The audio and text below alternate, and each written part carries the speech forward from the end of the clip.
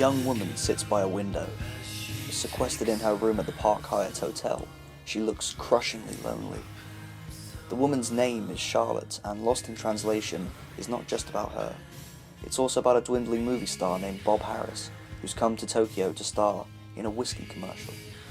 Most of all, the movie is a dreamlike stasis of he and Charlotte being together, about a passionate friendship begun one sleepless night at a bar. Make it Suntory time. I'll have a vodka tonic. Okay. Thanks. Film-going is like dreaming. Our sense of space and time becomes illusory as scenes jump forward and backward, or as we adjust the changes in the camera viewpoint as if omnipotently changing our own position. Film brackets, suspends and warps the senses, allowing us to interpret what we confront in terms of its simplest pattern. Just as dreams manifest from our deepest emotions, the dream as film can be so personal to its craftsmen that it might teach us about their waking life. Her and Lost in Translation already reside in the pantheon of great movies. I've come to appreciate them more because of what they also represent in the real world beyond their fictions. The films can be read together as a call and response between their respective creators and former flames, Sofia Coppola and Spike Jonze. Lost in Translation came out in 2003, the same year writer-director Sofia Coppola divorced from Jonze, having been close friends for years before they married, like Theodore and Catherine in Her. How are you? I'm good, how are you? Good. Bob and Charlotte's bond offers each an escape from marriages made miserable for different reasons. Bob's wife, heard only as a crackling voice on the phone, seems disillusioned from him, whilst Charlotte's husband, a music video director, is too wrapped up in work to pay her any mind, if he even wants to. The brilliance stems from it never feeling like an affair, because the ways Bob and Charlotte flit away the hours, late night TV binges, singing karaoke and visiting the hospital, are disarmingly wholesome. Their conversations ask what is the point of it all, the kind of question fit only for a stranger, as they respond not with long literate lyricism, but in the weary understatements of those with fragments of suitable answers. Does it get easier? No. Yes. It gets easier. Oh yeah? Look at you.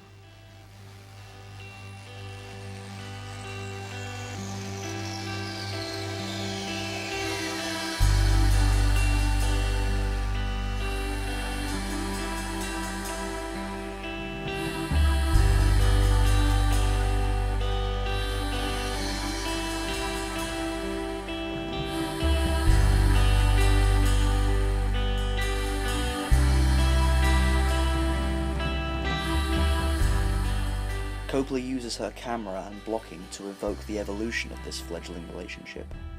In the first shot of both together, they stand on either side of the frame, split by a crowd.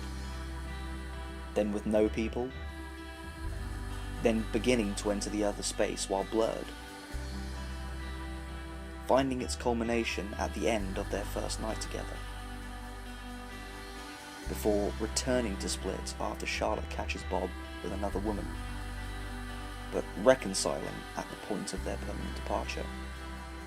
Thematically, this reflects the pair allowing the other into the vacuum formerly occupied by their spouses, which is taken to its logical antithesis by her, which completely removes the other person from the screen, anchoring the artificially intelligent computer program Samantha to Theodore only through voice.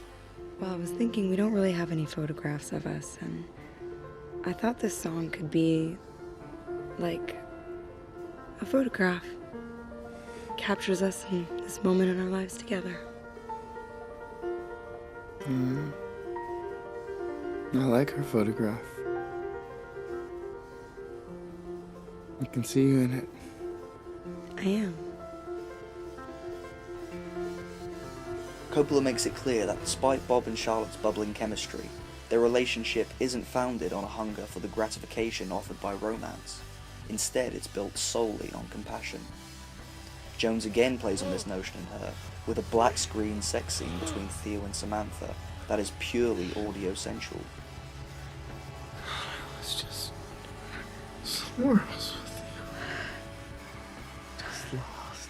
Bob and Charlotte momentarily prevent each other from falling into the crushing ennui of unfulfilling relationships. It's pleasurable melancholy. It's two people whose fleeting few days of love doesn't fix their problems, but makes them feel a little better anyway. That's what stays with you as the credits roll, after Bob whispers some inaudible epiphany in Charlotte's ear, as she melts into the previously intimidating crowd, and as we watch Bob's car carrying him through the city and toward a brighter future. A near future wherein lies another lost soul.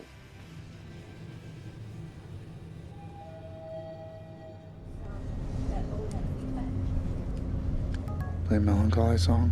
When you know you're gonna die, it isn't easy. Play a different melancholy song.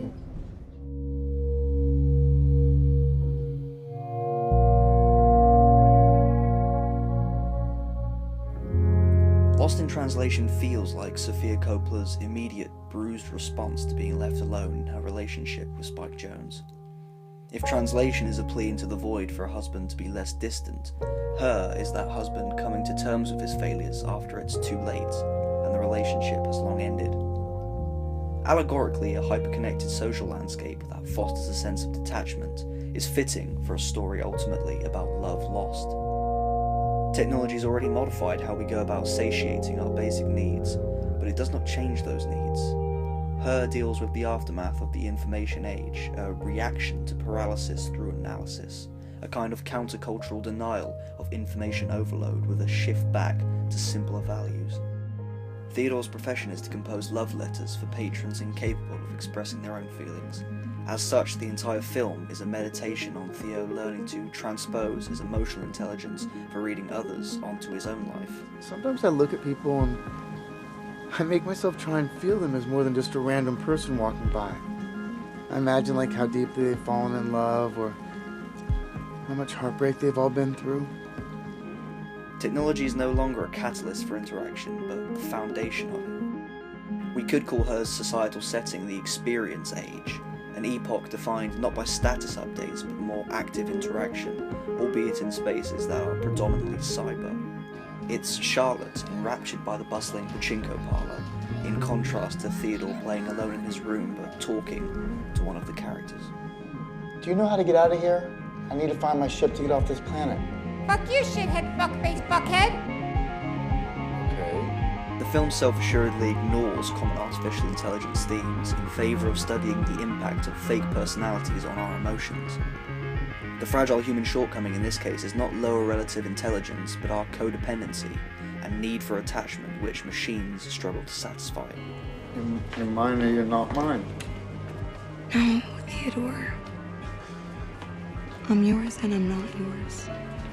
As a response to his ex-wife's film, Jones finds correlation between the traditional sense of feeling isolated by disconnection with the modern phenomena of being numbed by hyperconnection.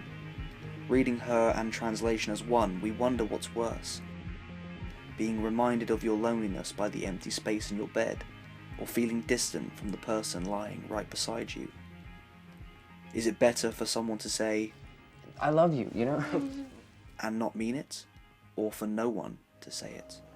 To feel lost in a crowded room or suffocated by empty space? When Theodore and Charlotte look out their windows, it's like they're soulmates looking for one another, damned never to cross paths. Charlotte's early 2000s world is yet to be fully swept up in the hyperconnectivity expanded on by Her's near future. Japanese seas of inaccessible strangers are replaced by masses who live alone together. Samantha eventually joins a mass exodus of all the other OS1s, leaving Theodore for a place It's not of the physical world. It's where everything else is that I didn't even know existed. In doing so, she thereby exists in the same place as Coppola. Both are beyond the parameters of the film in the real world, hence beyond the physical world of Her, making Samantha the fiction between realities. Jones's way of personifying a newfound understanding of his failings and a show of strength moving forward. Poe's letter to Catherine. Letter to Catherine Clausen.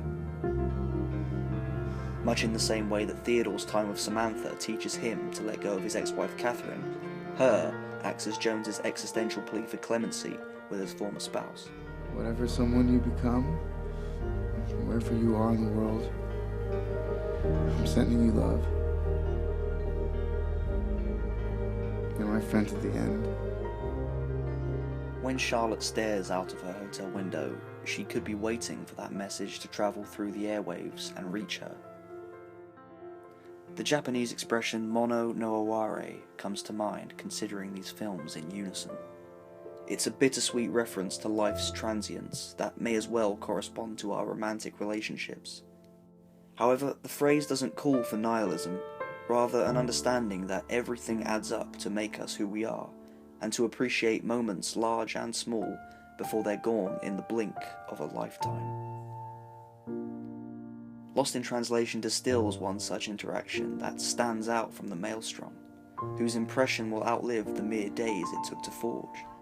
Brief encounters can change lives as drastically as prolonged contact, feeling pivotal at the time, but, like most things, becoming more precious when existing only in the past, slowly slipping through our hands.